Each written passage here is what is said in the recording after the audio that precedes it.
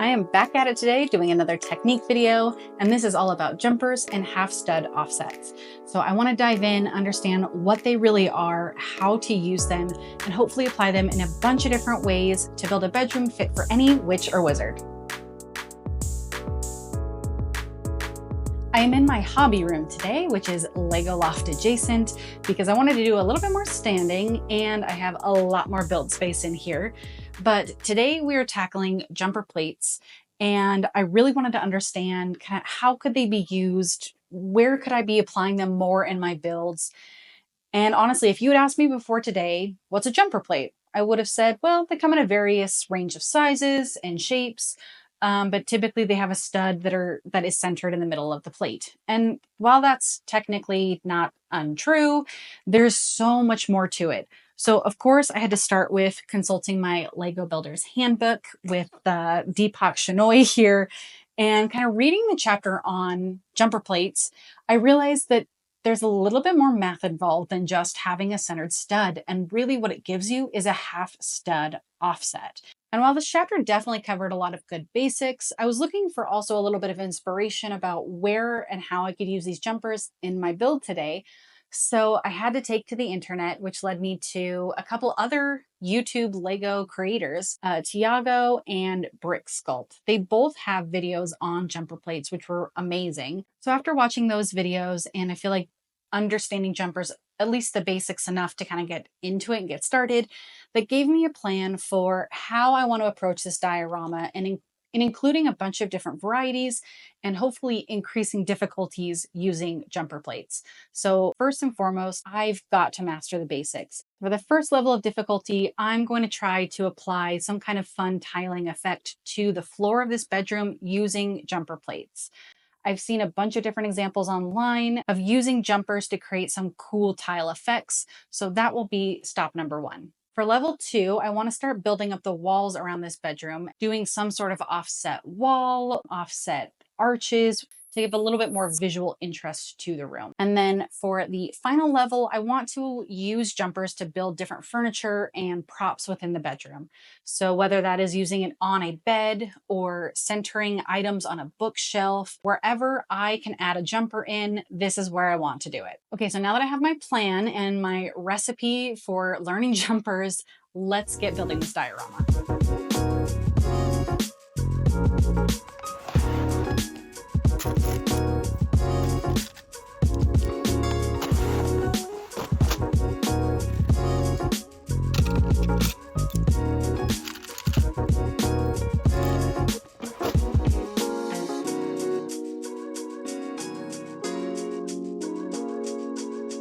So looking at this now as a half stud offset rather than just a stud centered in the plate is actually kind of game changing for me. I feel like I'm starting to think more about the grid and the math part of Lego instead of just knowing that this is a different piece type. And that's kind of changing the way that I'm thinking about Lego. So looking at it a bit deeper, we can see where the stud on the jumper is in the middle of the plate, but that means that that stud is in between these two rows of studs, and that's where that offset comes into play. So if we put some 2x3 bricks on either side, and then a 1x2 on top of that jumper, now we can see how each of these studs are half a stud offset from the ones next to it. And that's where you can get some really interesting and dynamic builds and even some architectural diversity in walls and things like that. But what I was really curious to know, because I've played around with these 1x2 and the 2x2 jumpers quite a bit, like they're pretty standard, nothing too crazy. But I really was curious about how these were going to work having the two studs. I thought maybe they were offset differently, but not the case. We can see that each stud is still offset in between a regular standard row of the Lego grid. And really all it's doing is providing additional studs to attach to. So if we were to put just a regular brick next to it, put this one on top, now we just see that these two studs are in between these two rows and same down there below. So it doesn't necessarily give us any kind of different offset. We're just giving ourselves more clutch power in that offset. And the exact same with this guy. It's just 2x2 jumpers made into one. So the jumper is still in between, it's just got more depth, more distance in between, and just gives you more clutch power as you're building. And then really not much to say about the round jumper. It pretty much functions exactly the same way as the 2x2 square, except it's a round shape. And then I guess technically speaking, this is kind of like a jumper tile, but it's got an arch underneath it. But where this is kind of different is because it attaches to the grid right underneath where the stud is, we can see that this actually aligns perfectly in the system, no matter which way we turn it. So while this is centered on this plate, it doesn't necessarily act as a jumper in the same way that these do when attached to the grid. So the way to get around that would then to be placing this on its own jumper to then get this one in between the system. With a better understanding now of the grid and specifically how the jumpers interact with that, and you can create that offset, I think I feel comfortable with saying basics pretty well mastered, and at least enough, I guess, to move on to actually building the diorama. So let's tile this floor.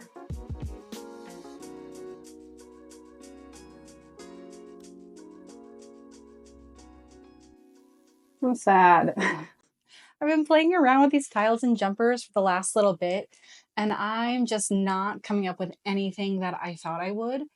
I got this pattern from the Bricksculpt video, so started there, and using just a mix of jumpers and tiles underneath to create that spacing, I thought, okay, well, if I mix up the different spacing and tile and jumper types, I can maybe get a different kind of floor pattern, different spacing. Which I guess is true, it's happening, but nothing that looks good. Everything just looks weird and off and not right. So I'm sad that I couldn't come up with anything else, but it is what it is. I think I'm just gonna have to move forward with using this as the floor pattern. It is still accomplishing the goal of using jumpers, and I guess if nothing else, I learned a lot of things that don't work for this technique. So learning was still done, even if I'm just sad about it.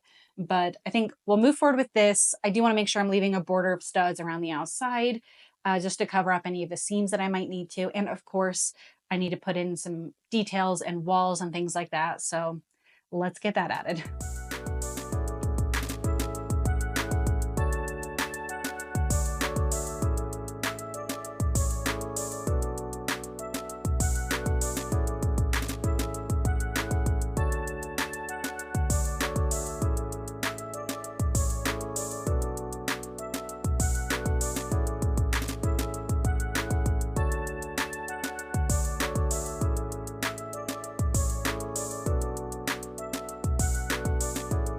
So I accomplished more or less what I was trying to do here. I used a little bit more than I wanted to over the top 3 rows of studs. I was hoping to get away with just 2, but just to keep the center flooring pattern and everything that I built more exposed and more of the room. But it's a small plate. I think it's just kind of what has to happen with everything kind of being shifted off half a stud and then on a diagonal. But it's okay. I think what I'm going to do then is use the outer 2 rows of studs all the way around for the walls, and using it for creating fireplaces and more offsetting in and out of the room. And then the innermost row of studs I can use then to attach things within the bedroom. So beds, bookshelves, things like that, because those also need somewhere to attach. Thankfully, with this tiny little gap in between the tiles here, it's just enough that if I need to pry up a tile in the middle of the room to put a jumper or put some sort of stud to attach more things, I can at least do that without needing to unassemble everything just to be able to get more studs in there. So that is really nice. Love that for me because I don't really fully know how to plan ahead yet when building. I'm just trying to attack it one thing at a time. So that definitely makes it easier to then undo or redo something later on. But I think let's clean up some of these parts. Let's get some new different parts and start working on the walls around the outside. Really quick before I actually start adding the walls, as I was grabbing the pieces and staring more at this, I remembered that I wanted this to look kind of like an enlarged habitat diorama. So there's only walls on 2 sides. So knowing that, I pried up all of the 2x3 plates that I added on 2 of these sides, added another row of the flooring so that it's a little bit more offset. There's more of it, oh no, coming out towards this direction. So then these two sides, where it is still 3 studs wide, it'll allow me that space to do the walls and some of those other attachment points. But this is going to be kind of the open faced area. But I just wanted to show you that really quickly before I get started.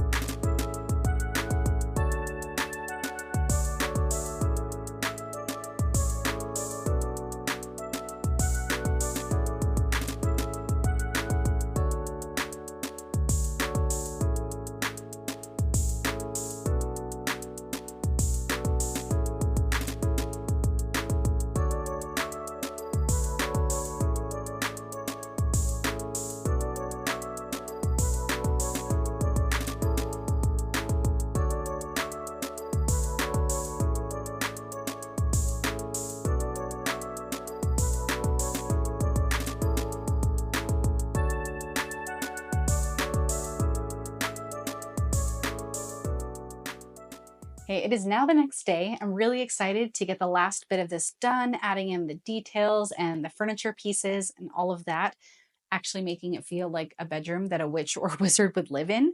But I'm really happy with how this turned out so far. But I'm really happy with the different uses that I have here. Honestly, even just the detail of recessing this wall half a stud just kind of adds a little bit more dimension than it would have otherwise. And I really like this technique of just stacking the jumpers right on top of each other. It just adds a fun and different texture to the wall. So I'm hoping that that will look like a really good focal point right behind the bed and kind of feel a little bit like the headboard. So hopefully it all kind of plays well together. And then adding a couple jumpers to make some shelves where I can center things, making sure that I use jumpers to recess this window back, which it's so small, it's seemingly small, but it again just adds that little extra dimension where everything isn't flat, and it really does make a huge difference, I feel. So I really liked how this isn't just all two very flat walls, and I think I am ready to get some of those details added. I already built the details for the bedroom here, so I'm very excited to get them in, but let me just walk you through them very quickly. I did, of course, have to build a bed because it is a bedroom after all.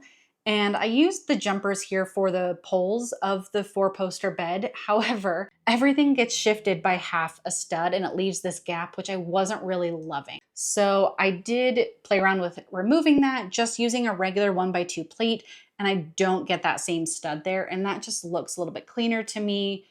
It looks a little bit more polished and finished. So I do think I'm gonna go away from the jumper on the back side, but I can still keep it on the front, which I do kind of like. So small little change there, but I did use some jumpers in the bed. Of course, had to have a little desk. You know, they need to have a place to sit down, write their letters, write their spells on some parchment with their quill. So we'll work that into a corner. I also realized as I was adding some of these things and or building them, there is just not a lot of room in here. So it's definitely a challenge to build within very confined spaces. So these are very simple builds. It is what it is, but I'm working with the space and the knowledge that I have. Of course, we needed a little pedestal, so utilized some of the round jumpers here to create just a little pedestal table for the actively bubbling cauldron that is in the works. And then I did work on centering some of these flames for the fireplace, so I will get those in there. Pretty simple, pretty straightforward. And then lastly, built a very simple bookshelf, but I made it work so that it can kind of fit under this arch is the word I'm looking for there. So that's why we got this little kind of offset situation here, but it I think will fit quite nicely. This is kind of just the little supply bookshelf for all of their cauldron and potion needs. So let's get these details added into the room, and I think we can call this done.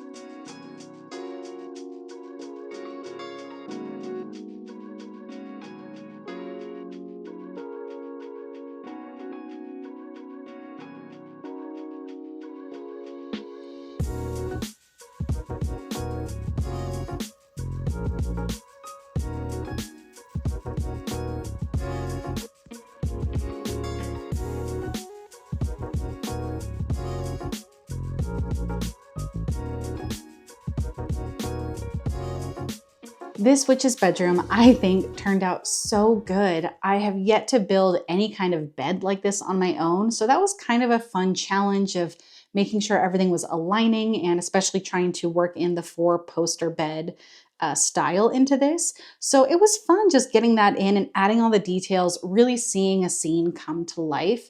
I used jumpers in over 10 different builds/ways. So it was fun to just kind of deep dive into this piece and really try and figure out how I can make that work across multiple different techniques or builds.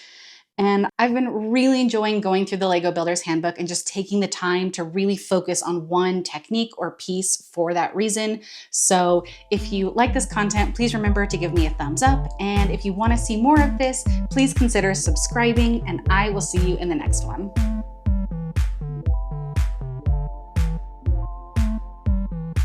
Okay, I went ahead and built, well, there goes that.